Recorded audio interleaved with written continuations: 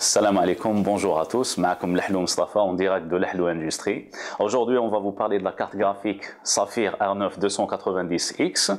Saphir, bien sûr, qui a présenté deux déclinaisons du modèle, un modèle classique et un modèle intégrant le fameux jeu BF4. Donc Saphir, bien sûr, qui a été créé au tout début, depuis le lancement des toutes premières cartes ATI non intégrées. ATI, bien sûr, qui a été racheté depuis par AMD. Cette longue expérience lui a valu d'être leader en termes de volume de vente pour tous les modèles Radeon, et aussi d'être innovateur technologique incontournable, comme par exemple les systèmes de refroidissement Vaporix qui sont très populaires, et aussi les gammes ultra overclockées comme la gamme Toxic. Il a aussi à son actif un software très intéressant qui est le Trix. Il permet un monitoring très pratique et un overclocking simplifié. On va découvrir le produit sans tarder. On va entamer le déballage du produit.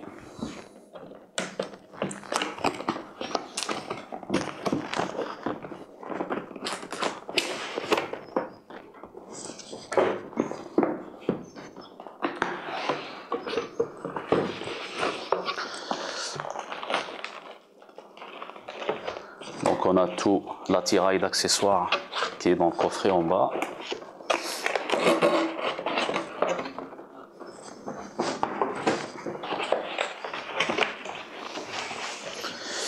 On commence avec le CD driver et utilitaire,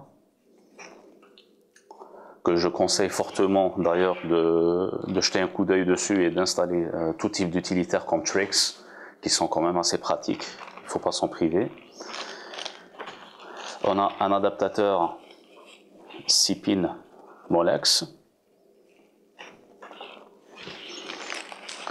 On a un autre adaptateur 8 pins alimenté par 2 Molex. On a le câble HDMI d'1,8 m.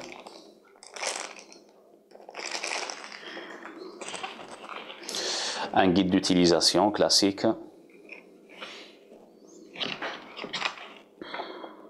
On a la carte d'abonnement pour le Club Saphir, histoire d'être un membre Gold et d'avoir quand même l'opportunité de participer à certains giveaways très intéressants, des tirages au sort organisés par Saphir, mais aussi d'être sélectionné pour des codes game ou autres, bien sûr en plus de ceux que vous pouvez gagner avec Lahlou Industrie.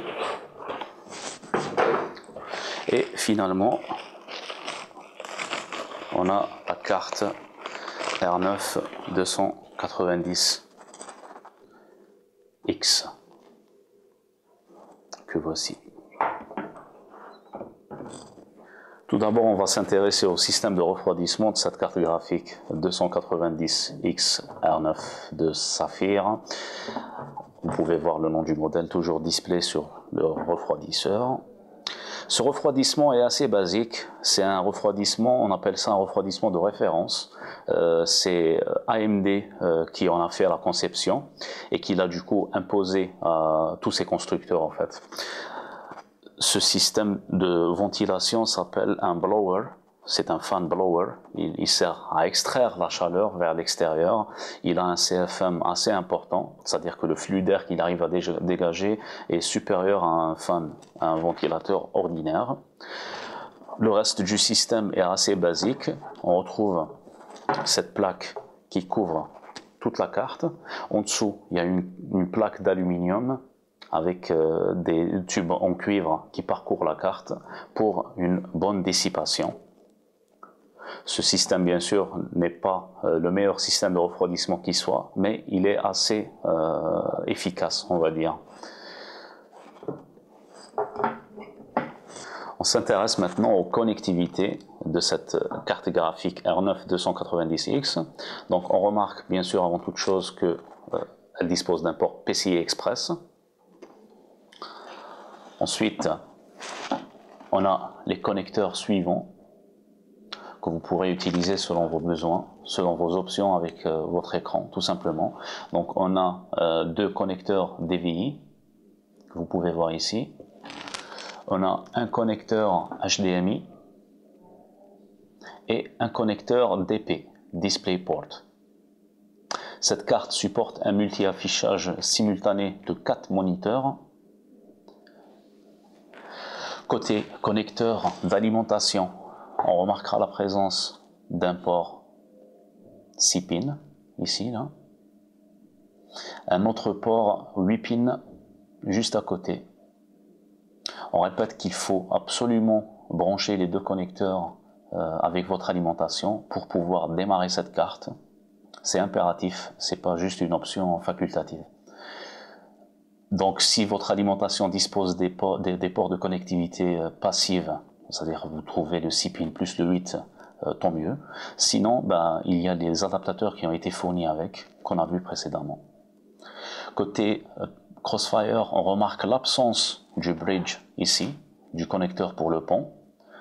C'est tout simplement parce que cette nouvelle gamme en fait permet d'avoir un Crossfire sans avoir à interconnecter via le bridge ici, via le pont. Il suffit tout simplement de placer les deux cartes, chacune sur son port PCI Express pour en profiter. La carte graphique Sapphire R9 290X est basée sur l'architecture GPU très connue Hawaii, de AMD bien sûr. Elle est cadencée à une fréquence de GPU de 1000 MHz et dispose de pas moins de 2816 unités de calcul. Côté mémoire, elle dispose d'une taille de 4 Go en GDDR5 bien sûr. L'interface mémoire est à 512 bits et la fréquence de cette dernière à 1250 MHz. On s'attaque maintenant aux choses sérieuses pour cette test de carte graphique R9 290X. Que vous soyez professionnel ou gamer, ces tests vous intéressent. On commence par le très fameux 3D Mark en mode Firestrike. Donc les tests vont s'afficher sur votre écran, ainsi que la config qui a été utilisée pour le test, pas juste la carte graphique, pour vous donner le maximum de détails. Vous pouvez voir aussi s'afficher le test du 3D Mark 2013, toujours Firestrike, mais en mode extrême. Vous pouvez voir le score qui a été obtenu via cette config et cette carte graphique. On attaque aussi le test côté game maintenant. On a les trois licences de jeux très connues qui sont Crysis 3, Call of Duty Ghost et Battlefield 4.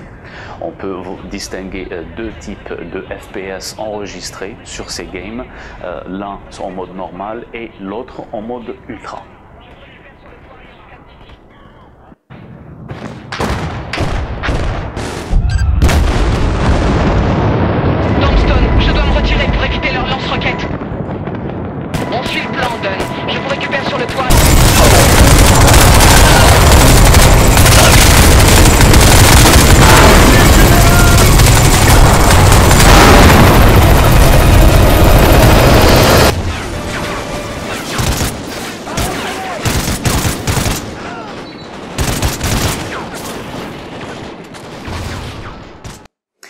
Cette carte graphique Sapphire R9 290X est une carte très haut de gamme.